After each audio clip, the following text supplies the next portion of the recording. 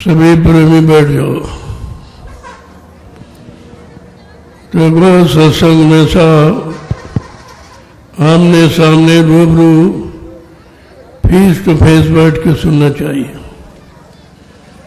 क्योंकि सत्संग वचनों का असर प्रभाव तुम्हारे मन पे पड़ता है, तब ये मन गुनाहों को कबूल करता है कि मैंने कितना अच्छा किया, कितना बुरा किया, कितना पाप किया, कितना पुण्य किया, कितना शुभ किया, कितना अशुभ किया। वैसे शैतान मन किसी से मानने वाला नहीं है, इसने बड़े बड़े ऋषि मुनियों को, योगियों को, महर्षियों को, ब्रह्मचारियों को धराशायी कर दिया।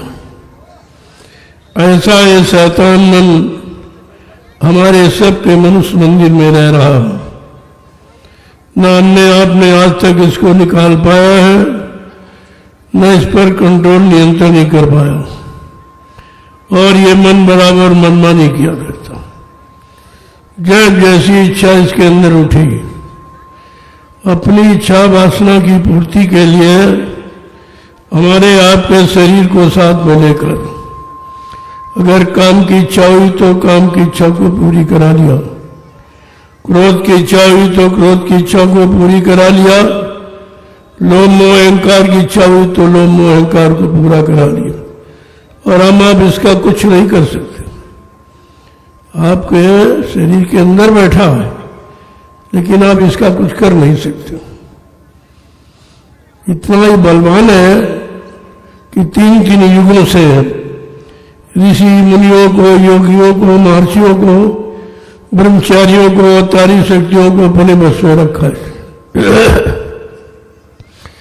अपने से अलग नहीं जाने दिया। जो मन ने इच्छा की, उसी इच्छा की उसने पूर्ति कराई। लेकिन जब कलयुग में संत पधारे, उन्होंने एक नया संदेश आपको दिया कि बड़ा बैरी है मन घट में, इसी का जीतना कटना। पढ़ो तुम इसी के पीछे और सभी जतन तजना। जिन्होंने मार मन डाला, उन्हीं को सूरमा कहना। सच्चा सूरवीर वो है जिसने अपने भोगी विलासी मन को कंट्रोल नियंत्रण में कर दिया। वो वीर है, वो बहादुर है। लेकिन ऐसा तो किसी ने आपको बताया नहीं था। हम कहते हैं ये पड़ोसी नहीं ठीक है, ये नहीं ठीक है, ये खराब है, वो खराब है, लेकिन कभी ये नहीं कहते कि हमारा मन ही खराब है। ये खराबी क्यों सोचता है? ये खराब की जगह अच्छा क्यों नहीं सोचता? बुराई की जगह भलाई करना क्यों नहीं सोचता? झूठ की जगह सत्य बोलना क्यों नहीं सोचता है? अधर्म की जगह धर्म करना क्यों नहीं सोचता? ये केवल संतों ने बताया, और सृष्टि में किसी ने आपको बताया नहीं है। और संत अभी कलयुग में आए हैं, न सतयुग में आए, न त्रेता, न द्वापर में आए। 5,500 वर्ष तो कलयुग के निकल गए, इसमें भी नहीं आए। सर्वप्रथम कबीर साहब आए थे। इस संत मत को कबीर साहब ने चलाया, और संत राम कबीर से ही जानकारी मिली। 4 वेद, 6, 7, 18 पुराण, 19 उपनिषद और 36 ऋचाएं, ये आपकी धर्म चर्चा है, लेकिन इनमें संत नाम नहीं है, क्योंकि संत आए ही नहीं थे। जब आए नहीं थे तो वर्णन कौन करता? आए नहीं थे जुक्ति कौन बताता? आए नहीं थे तुम्हें मुक्ति कौन दिलाता? ये तो कलयुग में आपको सौभाग्य मिला है, लेकिन आपका दुर्भाग्य यह है कि आपने उनको पहचाना नहीं। एक तो कोई आया नहीं, जो आए उनको आपने पहचाना नहीं।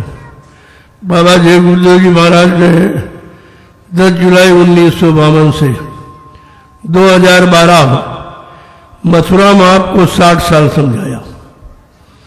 जगह जगह बड़े बड़े कार्यक्रम करके आपको सुनाया। 3 साकेत महायज्ञ करके आपको दिखाया।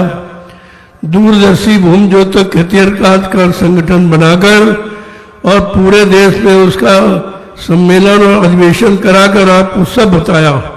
लेकिन इस समय तुम्हारे पास गुरु का एक भी वचन नहीं। किसी के पास नहीं। तुम सब भ्रमित हो गए हो। जिसने इतनी बड़ी मेहनत की हमारे आपके लिए, हमें आपको जगाने के लिए, सही सच्चे रास्ते पर खड़ा रहने के लिए, जीवात्माओं के कल्याण के लिए, जिसने इतनी बड़ी मेहनत की, आपने अपने गुरु की मेहनत को पानी में फेंक दिया। ये अपराध है और इसी अपराध की आप सजा पा रहे हो कि दर दर की ठोकरें खा रहे हो। कोई तुम्हारी सुनने वाला नहीं, कोई मदद करने वाला नहीं है, कोई रक्षा हिफाजत करने वाला नहीं है। ये हमारी कमी है कि हमने आपने अपने गुरु सदगुरु को पहचाना नहीं। जबकि बाबा जी ने इतनी पहचान दी, इतने वचन आपको सुनाए हैं, इतने वादे किए हैं, ऐसी प्रतिज्ञा जो सृष्टि में किसी ने आज तक की नहीं। मैं आज उनके वचनों को सुनाने के लिए आया हूं। मैं कोई अपनी बात कहने नहीं आया हूं, मैं कोई रुपया पैसा सेवा चंदा लेने नहीं आया हूं, मैं किसी की निंदा आलोचना बुराई करने नहीं आया हूं। ये मेरा काम नहीं। ये गुरु ने नहीं पढ़ाया, उन्होंने अपने वचनों के प्रचार के लिए खड़ा किया था। 1971 में जो पुराने प्रेमी बैठे होंगे उन्हें शायद याद होगा कि बाबा जी ने 1971 में क्या कहा था कि मैंने आध्यात्मिक बगीचा ये बड़ी मेहनत संघर्ष यात्रा कष्ट उठा के तैयार किया है। तुम्हारा सबका परम कर्तव्य है मेरे इस आध्यात्मिक बगीचे का एक भी पेड़ न सूखने देना न हटने देना। क्या आपने गुरु आदेश माना है? एक भी आदमी आपने जगाया नहीं है। इन स्वार्थी लोभी लालचियों ने अपने स्वार्थ के कारण करोड़ों जीवों को गुरु से हटा दिया, गुरु की दया से हटा दिया, गुरु की शरण से हटा दिया। अब बताइए आपका काम कौन करेगा? मैं ये पूछने आया हूं, क्या बाबा जी झूठ बोलते थे? क्या उन्होंने झूठ कहा है? क्या किसी गुरु ने, किसी संत ने कभी झूठ बोला? क्या आपको आपके पास कोई ऐसा इतिहास है? फिर आपने अपने गुरु को कैसे कह दिया? इसलिए मैं आपसे कुछ पूछने आया हूं और कुछ बताने भी आया हूं। आप बाल बच्चेदार हो, परिवारदार हो, सत्य बोलना। जो मैं पूछता जाऊं सत्य आप बताना। आप जब मथुरा जाते थे तो गुरु का दर्शन करने जाते थे कि चेलों का? जोर से बोलो, सच्चाई को मत छिपाइए, इसीलिए तुम भटक रहे हो। आप लोग मथुरा जाते थे, गुरु का दर्शन करने जाते थे कि चेलों का? गुरु की सुनने गए थे कि चेलों की सुनने गए थे? गुरु की मानने गए थे कि चेलों की मानने गए थे? तुम गुरु भक्ति करने गए थे कि चेला भक्ति करने गए थे? ये सब चेला भक्ति करे, सब के सब गुरु से, गुरु की शरण से, गुरु की दया से सब अलग हो गए। फिर कहाँ अपने गुरु को पहचाना?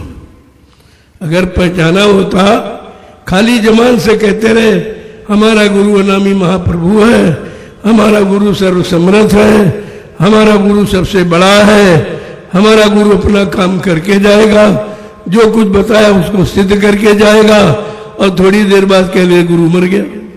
ये सब कहने के बाद कहते गुरु मर गया, तो ये बताओ ये काम करेगा कौन? है कोई सृष्टि में ऐसा? या जिन्होंने प्रचार किया है कि बाबा जी शरीर छोड़ के चले गए, उनसे पूछता हूं क्या उनके वादे तुम पूरे करोगे? और बाबा जी ने कहा क्या, जरा वो भी सुन लीजिए।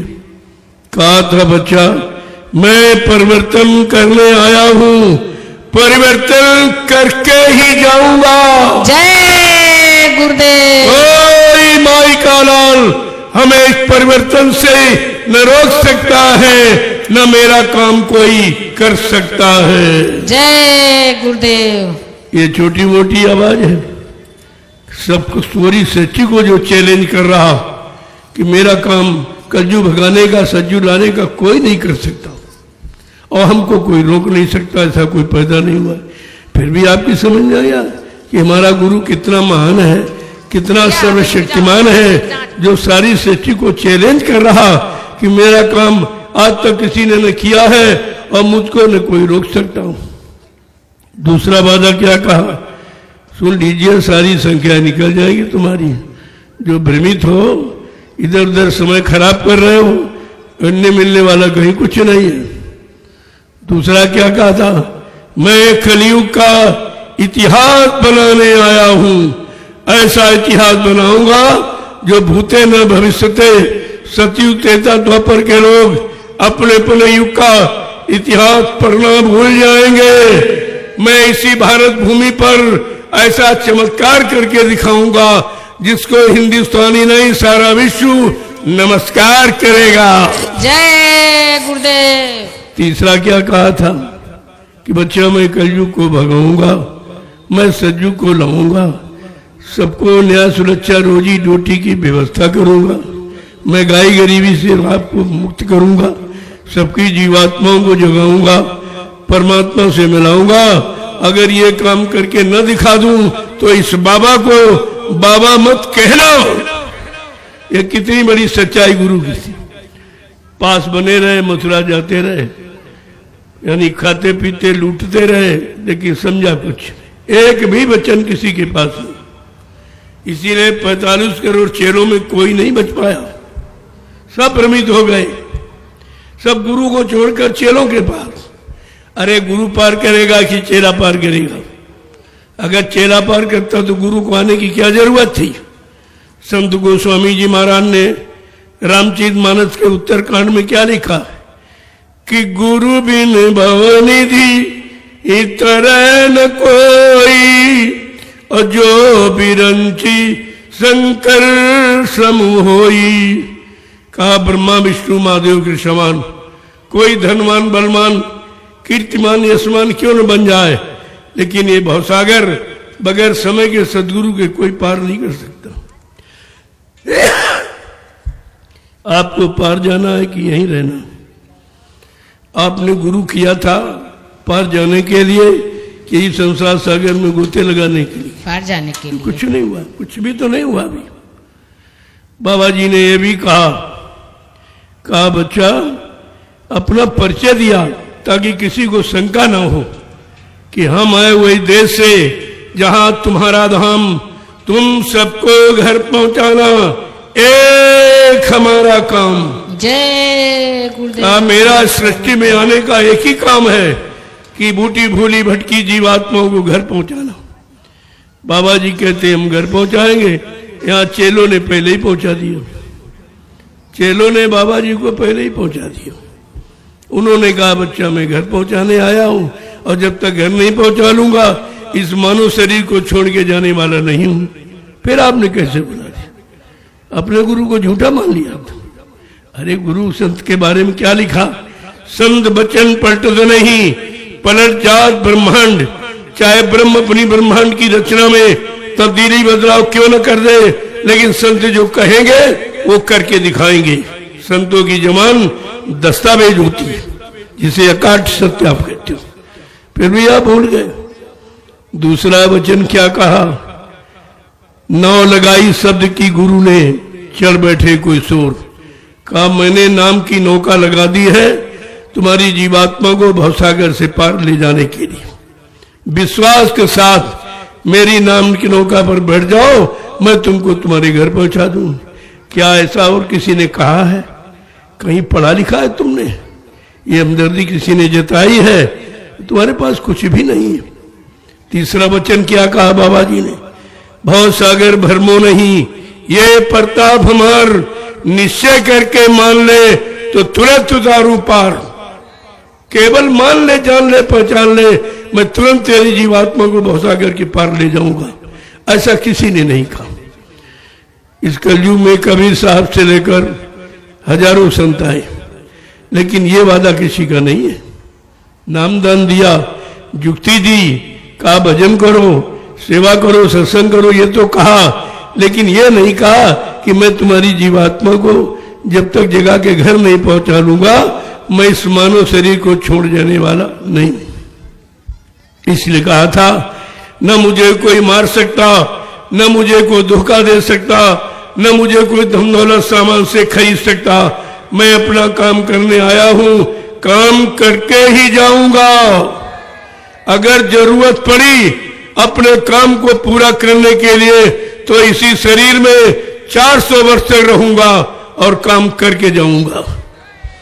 क्या प्रेमियों 400 वर्ष पूरा हो गया जो कह रहे हो बाबा जी चले गए?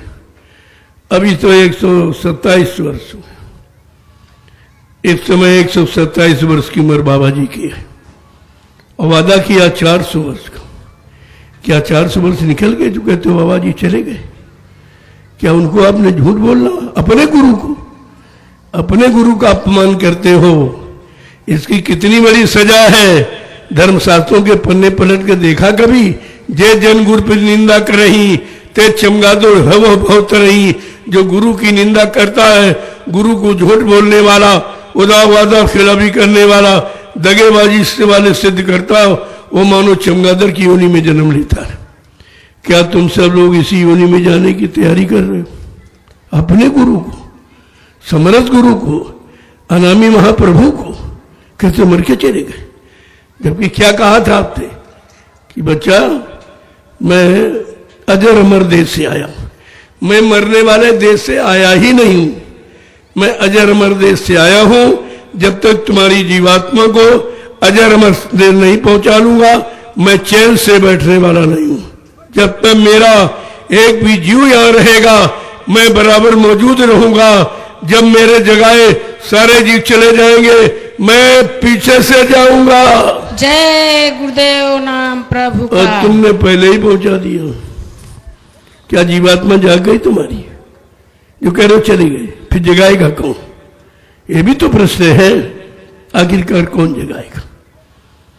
तो मैं आपसे ये सब पूछने आया हूं ताकि आप ये न कहो भाई किसी ने पूछा नहीं, हम भूल गए थे, किसी ने बताया नहीं। ये तो मालिक की दया हो गई, ये दोबारा आपको मौका मिल गया। नहीं, पुराने इतिहास पढ़िए हर युग के। हिरण्यकश्यप को एक बार समझाया गया, नहीं माना तो मार काट खलियान कर दिया। रावण को एक बार समझाया गया, नहीं माना गया तो विनाश हो गया। कृष्ण ने यदुवंशियों को और अपने मामा कंस को एक बार समझाया, नहीं माना तो विनाश हो गया। न मानने का परिणाम विनाश है। तुम इतिहास भी भूल गए, न भूतकाल मालूम है, न वर्तमान में गुरु को पहचाना, तो तुम्हारा भविष्य तो अंधकार में है, कैसे बनेगा? इस पर विचार आपको करना चाहिए था। ये तो मालिक की मौज हो गई कि जाओ एक बार फिर से मेरे वचन सुना दो। ये कलयुग के जीव हैं, भोगी विलासी हैं, अल्पायु अल्पज्ञ हैं, इनकी याददाश्तें कमजोर हैं। मालिक ने एक बार दया कर दिया। 18 मई 2012 की ये लीला है। मैं 28 मई 2012 को निकल पड़ा। ठीक 10 दिन बाद मैं गुरु की प्रेमियों के कान तक पहुंचाने के लिए निकल पड़ा।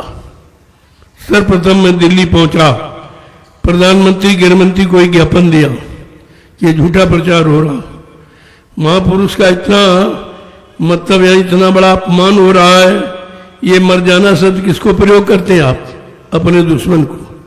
तेरा बाप मर जा, तेरा भाई मर जा, तेरे पति मर जा, तेरी पत्नी मर जा। लेकिन तुमने अपने गुरु के लिए शब्द प्रयोग किया। तुमको कौन सा नरक मिलेगा? कभी विचारा है? जो कहते हैं, इसीलिए समझा के कहा, गुरु निंदा सुने जो काना, पाप लगे गौ घास समाना। जो अपने गुरु की निंदा करता है या सुनता है, उसको तमाम गौओं की हत्या का पाप लगता है। ये तो पाप तुमने सबने किया और आप भी कर रहे हो, आज भी। इस पाप से आप मुक्त नहीं हो। ये तो आपने कहा है। तुम्हारे गुरु का अपमान होता रहा, झूठ कहते रहे, तुमको दिखाया भी नहीं गया, बिना देखे तुमने मान लिया। ये कौन सी तुम्हारी बुद्धिमानी थी? अरे भाई, जब किसी को देख लेते हो तभी उससे संबंध बनाते हो, तभी विश्वास करते हो। क्या तुमने देखा था? मैं ये भी पूछूंगा, जब इन लोगों ने झूठा प्रचार किया कि बाबा जी शरीर छोड़ के चले गए, आप लोग अंतिम दर्शन करने आ जाओ, तो शायद सभी लोग गए होंगे मथुरा। लेकिन सत्य बताना, क्या मथुरा में किसी ने बाबा जी के शरीर को देखा था? नहीं। क्या किसी को दिखाया गया था? नहीं दिखाया गया। फिर आपने मान कैसे लिया? देखे बिन न होए प्रतीति, बिन प्रती तो होए नहीं प्रीति। बिना देखे यहां किसी से प्यार नहीं होता है, बिना देखे किसी पर विश्वास नहीं होता। और आपने ये क्या किया? ये क्या किया? अपराधी तुम हो, क्यों तुम थे अनेक और वो थे 5। ये 5 व्यक्तियों का खेल है। केवल किसी ने किया कि अगर दिखा दो कि बाबा जी मर गए तो मथुरा का साम्राज्य हमको मिल जाएगा। अरे हमने कहा भाई मूर्खो, तुम्हें यह ज्ञान नहीं है कि मथुरा की संपत्ति तो 45 करोड़ प्रेमियों की है। ट्रस्ट बना हुआ, ट्रस्ट की जमीन न एक व्यक्ति ले सकता न कोई बेच सकता है। तुमने ट्रस्ट के बारे में कुछ नहीं समझा, और ऐसे व्यक्ति कह रहे हैं जो ट्रस्ट में कुछ नहीं।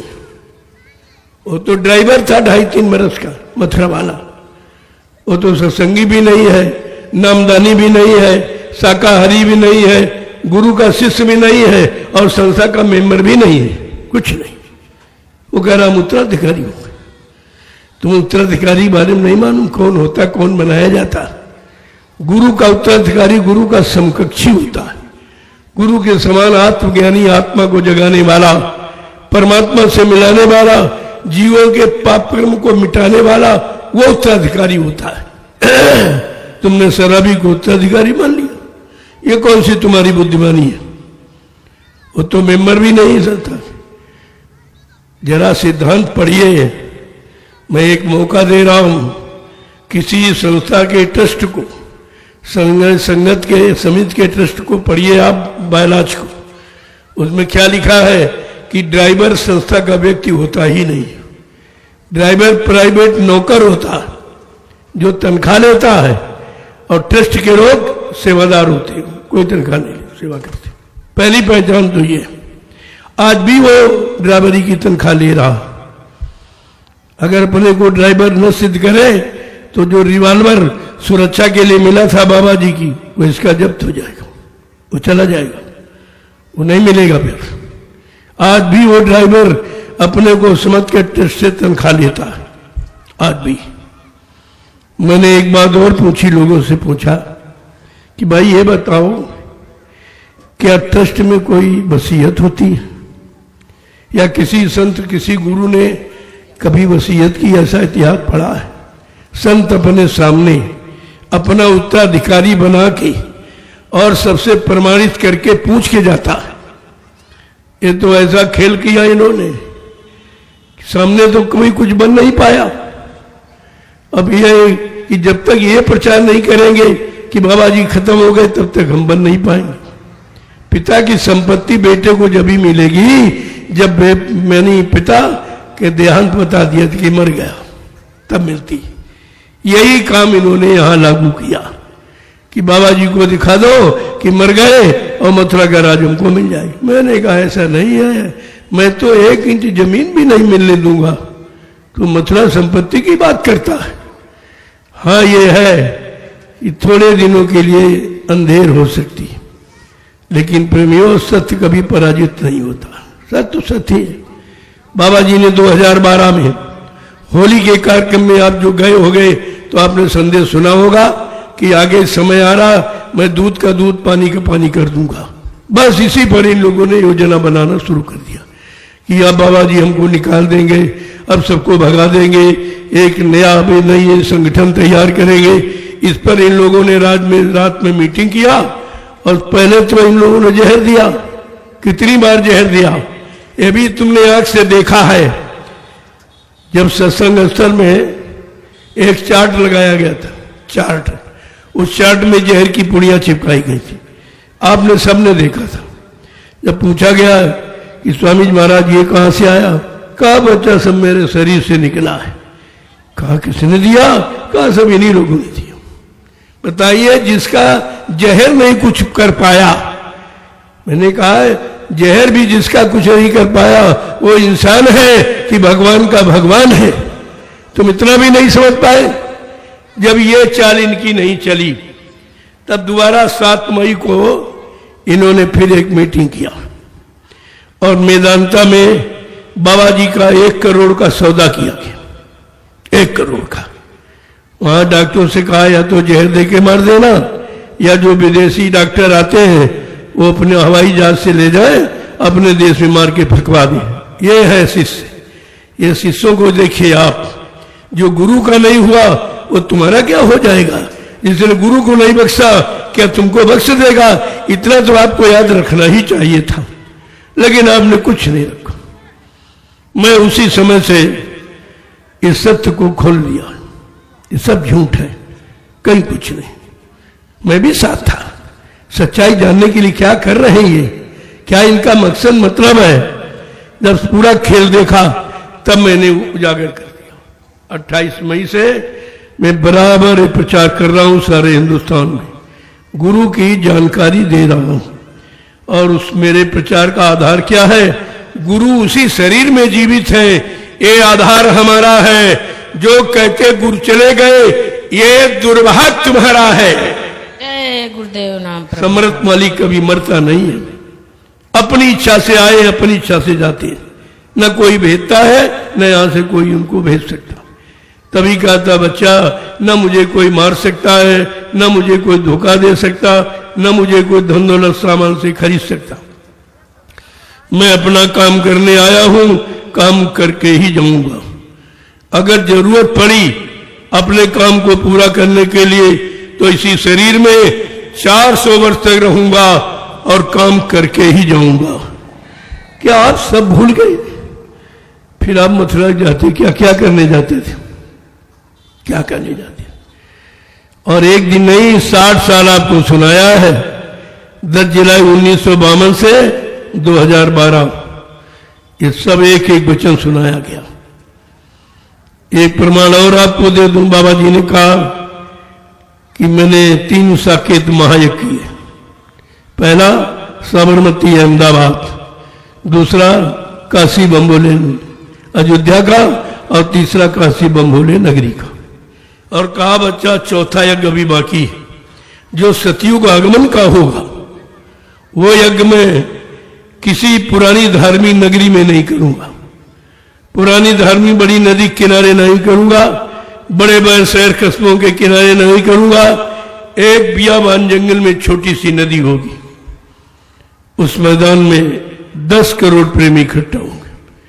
चेले कितने हैं? 45 करोड़।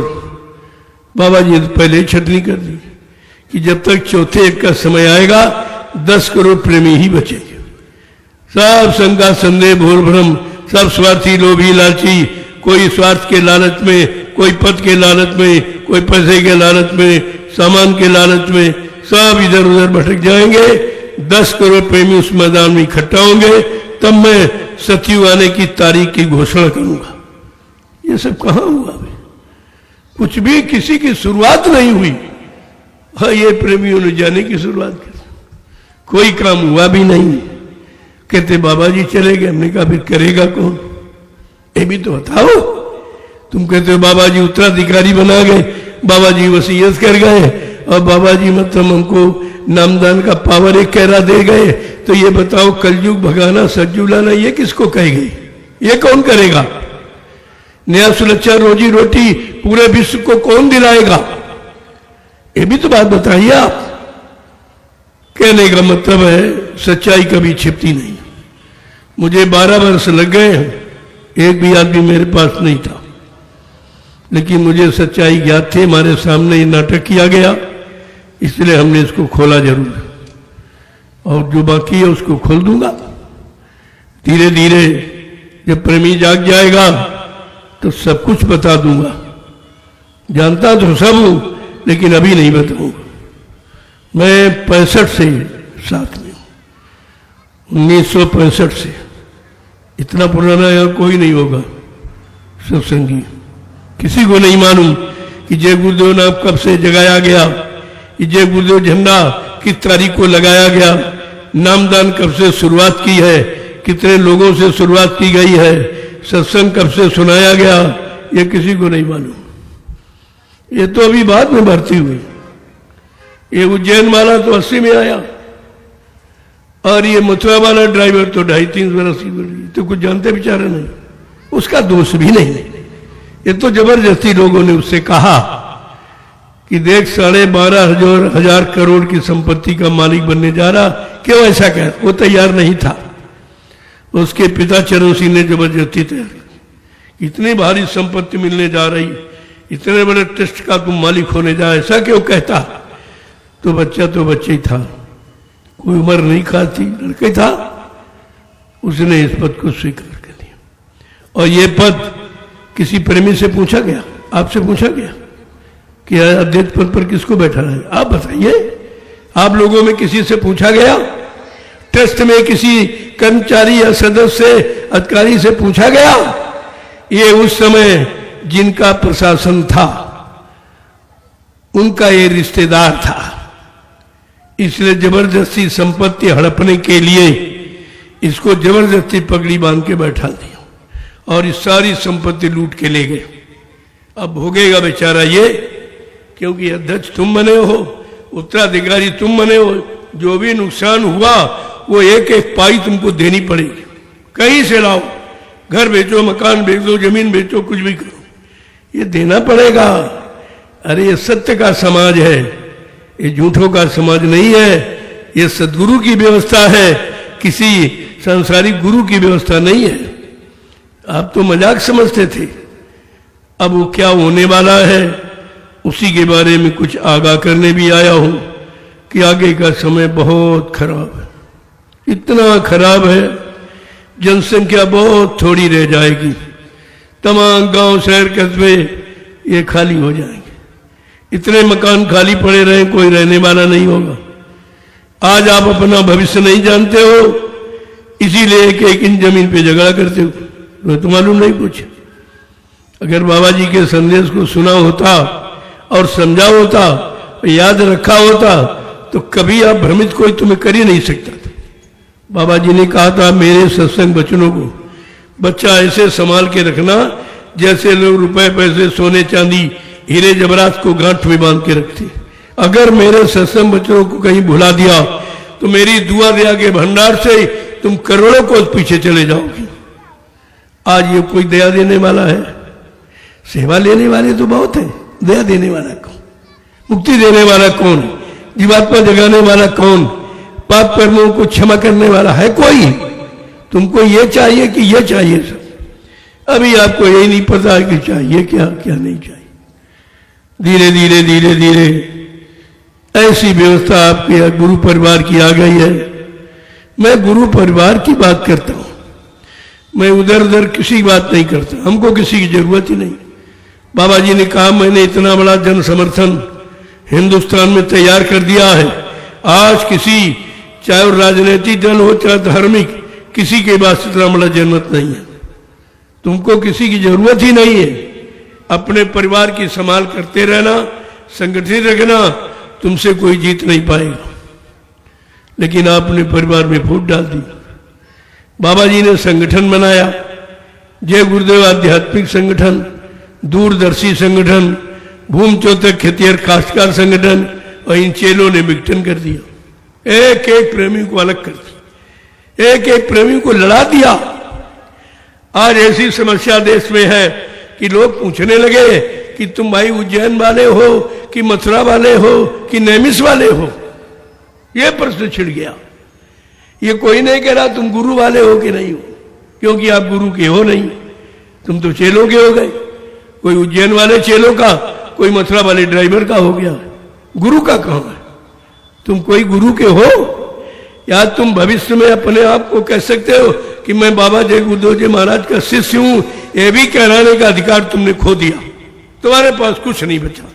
आंसू के सिवा, रोने के सिवा, मुसीबत की सिवा, आपत्तियों के सिवा, बीमारी महामारियों के सिवा तुम्हारे पास कुछ नहीं बचा, सब आपने खो दिया।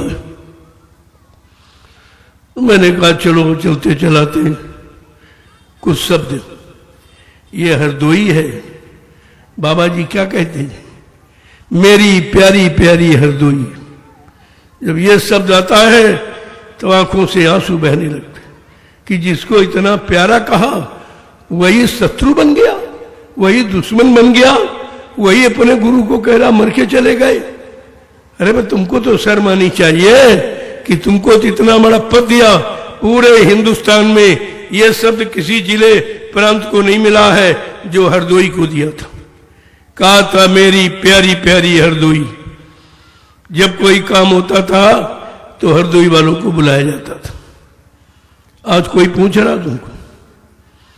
आज कोई पूछ रहा है? हाँ पूछेंगे, सेवा दो, चंदा दो, पैसा दो, सामान दो, सम्मान दो, इसमें तो पूछेंगे, लेकिन ये नहीं पूछेंगे कि भाई चलो तुम्हारी जीवात्मा का उद्धार हो जाए, तुम्हारा कल्याण हो जाए, पाप कर्मों में माफी हो जाए, 4 खान 84 लाख नरकों की योनियों से छुटकारा मिल जाए। ये कोई कहता है? तुम तो यही पाने लेने के लिए मथुरा गए थे, वो तो सब बहुत पीछे छूट गया, और जो नहीं चाहिए उसमें आप फंस गए, उसमें आप फंस गए। मैंने पूछा कि बाबा जी मथुरा में रहते थे, मंदिर मथुरा में है, जमीन मथुरा में है, तो बाबा जी वसीयत करने क्या इटावा गए थे? क्या मथुरा में कोर्ट नहीं था? अरे सब पूछा जाएगा आपसे। मैं जो जो कहता है इसको नोट कर लो, ये सब आपसे पूछा जाएगा। क्या मथुरा